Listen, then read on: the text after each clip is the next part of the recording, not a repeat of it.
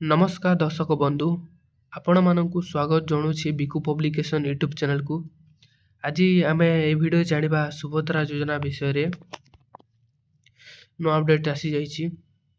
କେମିତି ପାଇବେ, କ'ଣ କରିବେ, କେବେ ପାଇବେ ସେ ବିଷୟ ଜାଣିବା ପୂର୍ବରୁ ଏହି ଚ୍ୟାନେଲକୁ ଗୋଟିଏ ସବସ୍କ୍ରାଇବ୍ କରି ରଖନ୍ତୁ, କାହିଁକିନା ଆମେ ଏହି ଚ୍ୟାନେଲରେ ଏମିତି ଇନଫର୍ମେଟିଭ୍ ଭିଡ଼ିଓ ଗୋଟେ ଛାଡ଼ୁଥାଉ। ତ ଚାଲନ୍ତୁ ଷ୍ଟାର୍ଟ କରିବା। ସୁଭଦ୍ରା ଯୋଜନାକୁ ନେଇ ଗୋଟେ ବଡ଼ ଖବର ଆସିଯାଇଛି। ଆଗରୁ 18 ତାରିଖ ସୁଭଦ୍ରା ଯୋଜନା ଟଙ୍କା ମିଳିବ ବୋଲି କହୁଥିଲେ, କିନ୍ତୁ 18 ତାରିଖ ନ ମିଳିକି 22 ତାରିଖ ଘୁଞ୍ଚି ଯାଇଛି।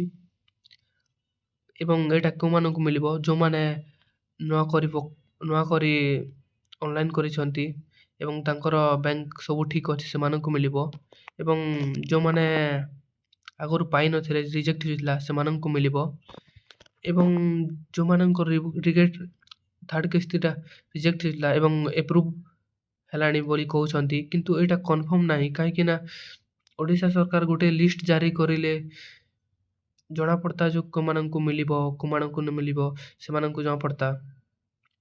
କିନ୍ତୁ ସେମାନେ ଓଡ଼ିଶା ସରକାର ତ କିଛି ପ୍ରୋଭାଇଡ଼ କରୁନାହାନ୍ତି ଏବଂ କନଫର୍ମେସନ୍ ବି ଦେଉନାହାନ୍ତି ଯେ 22 ତାରିଖ ମିଳିବ ବୋଲି। ତ ଆପଣମାନେ ବି ଜାଣୁଥିବେ ଯେ ଏଇଟା ଏବେ ପର୍ଯ୍ୟନ୍ତ କନଫର୍ମ ହେଉନାହିଁ।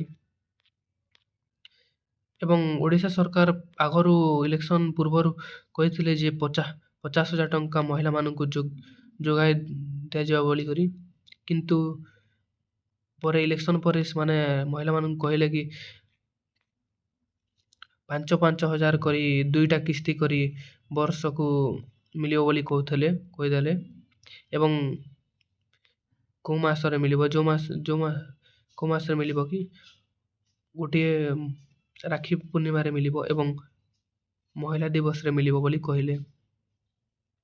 ଏବଂ ଏଇଟା ଏବେ ଏପର୍ଯ୍ୟନ୍ତ ଚାଲୁଛି। ମହିଳାମାନଙ୍କୁ ଯୋଗ୍ୟତା ଅଛନ୍ତି ସେମାନଙ୍କୁ ପ୍ରୋଭାଇଡ଼ କରୁଛନ୍ତି ଏଇ ସୁଭଦ୍ରା ଯୋଜନାଟି।